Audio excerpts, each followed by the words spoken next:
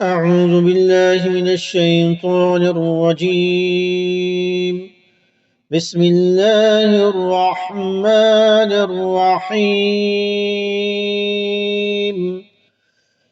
فأزلهما الشيطان عنها فأخرجهما مما كانا فيه وقلنا اهبطوا بعضكم لبعض عدو ولكم في الأرض مستقر ومتاع إلى حين. صدق الله العظيم.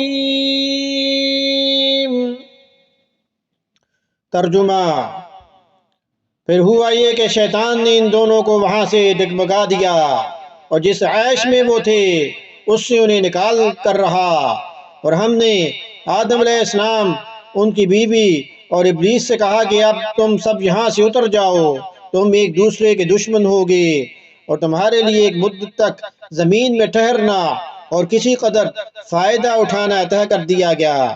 یعنی شیطان نے انہیں بہکا کر اس درخت کا پھل کھانے پر آمادہ کر دیا اور بہانہ یہ بنایا کہ یوں تو یہ درخت بڑا مفید ہے کیونکہ اس کو کھانے سے ابدی زندگی حاصل ہو جاتی ہے، لیکن شروع میں آپ کو اس لیے منع کیا گیا تھا کہ آپ کی جسمانی کیفیت اس کو برداشت نہ کر سکتی تھی۔ اب چونکہ آپ جنت کے ماحول کے عادی ہو گئے ہیں، آپ کے قوہ مضبوط ہو گئے ہیں، اس لیے اب وہ ممانعت باقی نہیں رہی، اور اس واقعے کے نتیجے میں آدم علیہ السلام اور ان کی اہلیہ کو جنت سے اور شیطان کو آسمانوں سے زمین پر اترنے کا حکم دے دیا گیا۔ ساتھ یہ بھی بتا دیا گیا کہ انسان اور شیطان کے درمیان رہتی دنیا تک دشمنی قائم رہے گی، اور زمین کا یہ قیام ایک معین مدت تک ہوگا جس میں کچھ دنیاوی فائدے اٹھانے کے بعد سب کو بالآخر اللہ تعالیٰ کے پاس دوبارہ پیش ہونا ہوگا۔ تو آدم علیہ السلام کو شیطان کی دشمنی کا تو پہلے ہی پتہ چل گیا تھا جب اس نے آدم علیہ السلام کو سجدہ کرنے سے انکار کر دیا تھا۔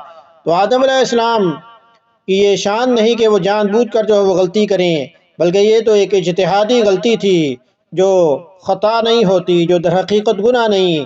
تو آدم علیہ السلام کی شان نبوت اور قرب خدا بندی کے مقام عالی کے اعتبار سے یہ لغزش بھی بڑی سمجھی گئی، اور پھر آدم علیہ السلام سے بعد میں اسی وجہ سے توبہ استغفار کے بعد معافی کرنے کا بھی ذکر ہے، جو آدم علیہ السلام نے اللہ پاک سے جو دعا مانگی۔ تو شیطان نے جو ہے شروع میں آپ کے دل میں وسوسہ ڈالا، یا یہ کہ شیطان جنات میں سے ہے۔ اسی طرح مفسرین نے لکھا کہ ہو سکتا ہے وہ کسی اور شکل میں آ کر، سام کی شکل میں یا کسی اور شکل میں آ کر اس نے آدم علیہ السلام کو بہکایا ہو۔ تو آدم علیہ السلام سے بعد میں توبہ استغفار کا تذکرہ بھی ملتا ہے، اللہ پاک سے آپ نے معافی مانگی اور اللہ پاک نے آپ کی توبہ کو قبول کیا۔ تو اللہ پاک ہمیں صحیح معنوں میں توبہ استغفار کرنے کی توفیق عطا فرمائیں۔ آیات سننے کے بعد، تفسیر سننے کے بعد اسے شیئر بھی کریں تاکہ یہ آپ کے صدقہ جاریہ بن جائے۔ وما علینا الا البلاغ المبین۔